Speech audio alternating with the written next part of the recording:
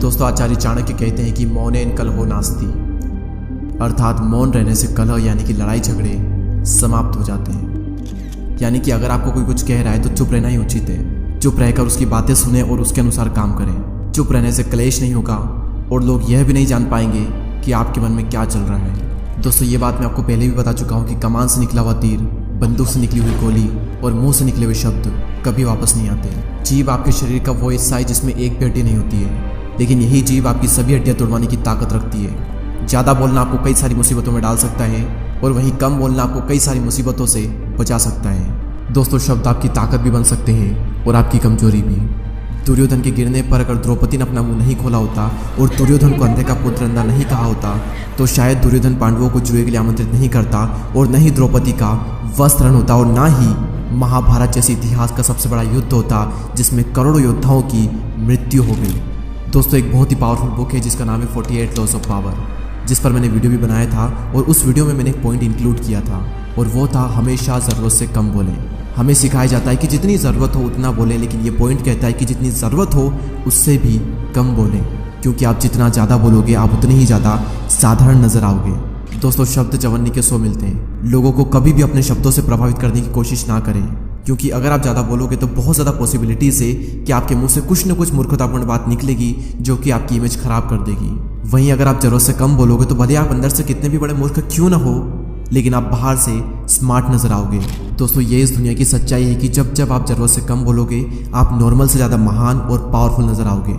सो आज के इस वीडियो का हमारा यही टॉपिक है कि कैसे चुप रहना आपको ज़्यादा पावरफुल और एक वैल्यूबल इंसान बनाएगा और किस सिचुएशन में आपको चुप रहना चाहिए जिससे कि आपकी जो रेस्पेक्ट है वो लोगों की नज़रों में बढ़ जाए। साइलेंट रहने का पहला फायदा, silent will make you appear more powerful, यानी कि साइलेंट रहना आपको बहुत ज़्यादा पावरफुल दिखा सकता है। दोस्तों, एक बहुत ही फेमस कोट है that a fool man is known by his speech and wise man by his words. एक समझदार इंसान तभी बोलता है जब उसे बोलने की ज़रूरत हो, वहीं एक मूर्ख इंसान हमेशा बोलता रहता है और फिर सभी लोग उसे बेवकूफ़ समझते हैं। आपने कई बार ये चीज़ नोटिस की होगी कि जब हम किसी से बहस करते हैं तो बहस करने के बाद में हम सोचते हैं कि यार मुझे उस वक्त ये चीज़ बोलनी चाहिए थी, मैंने ये चीज़ क्यों नहीं बोली।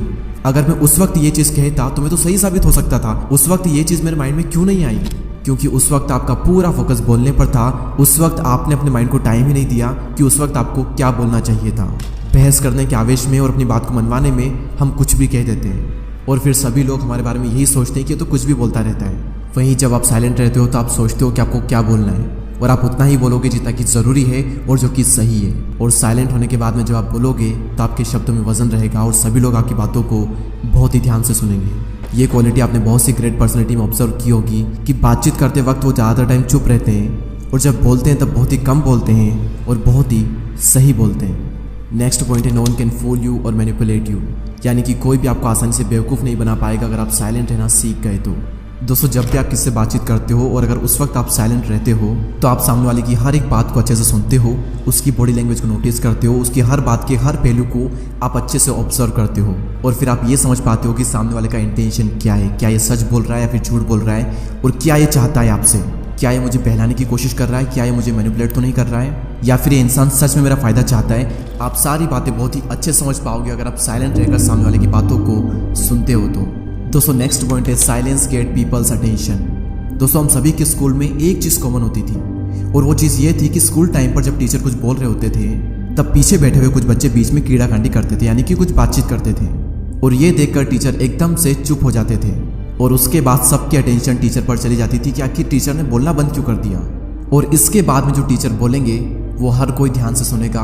इसे कहते हैं साइलेंस का डर, जो कि लोगों को सुनने पर मजबूर कर देता है। और इसी तरीके से जब आप बातचीत करने की बजाय चुप हो जाते हो तो लोग सोचने लगते हैं कि ये क्या सोच रहा है, ये क्या बोलने वाला है, ये चुप क्यों हो गया। लोग कन्फ्यूज हो जाते हैं और आपकी बातों को ध्यान से सुनने लगते हैं। इसलिए जब भी आपको कुछ इंपॉर्टेंट बात करनी हो तो पहले आप चुप हो जाएं, उसके बाद में आप कुछ बोलें।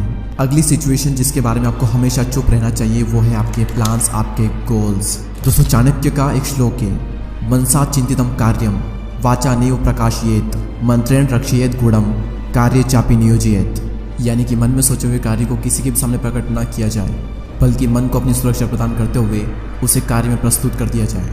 यानी कि अगर आप किसी चीज़ पर काम कर रहे हो तो किसी भी कीमत पर उसे जाहिर ना होने दें, क्योंकि इस दुनिया में ज़्यादातर लोग खुली किताब की तरह होते हैं। मौका मिलते ही अपने मन की सारी बात कह देते हैं अब इसमें प्रॉब्लम यह है कि अगर आप अपने गोल शेयर करते हो और फिर अगर आप अपने गोल अचीव नहीं कर पाए तो लोग आप पर हंसेंगे और लोग कहेंगे कि यार ये ना सिर्फ बोलता है, कर नहीं पाता।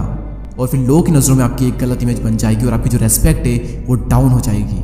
अपनी जुबान पर लगाम कसना बहुत ही मुश्किल होता है। अपने गोल्स, अपने प्लान सिर्फ उन्हीं लोगों को बताएं जो कि आपकी फील्ड में एक्सपर्ट है, या फिर उन लोगों को बताएं जो कि आपको आगे बढ़ने में मदद कर सकते हैं। अमेज़ॉन के फाउंडर जेफ बेजोस ने भी ऐसा ही किया।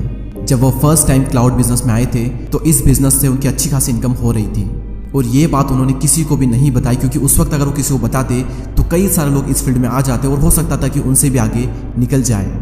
इसलिए उस वक्त उन्होंने ये बात किसी को भी नहीं बताई और उस वक्त साइलेंट रहने की वजह से आज अमेज़ॉन के पास में क्लाउड बिजनेस का सबसे बड़ा शेयर है। दोस्तों, आई होप कि इस वीडियो से आप ये समझ चुके होंगे कि साइलेंट रहने की क्या पावर होती है। दोस्तों, इस वीडियो को शेयर करें उन लोगों के साथ में जो कि बहुत ही ज़्यादा बोलते हैं, ताकि वो थोड़ा सा चुप हो सके।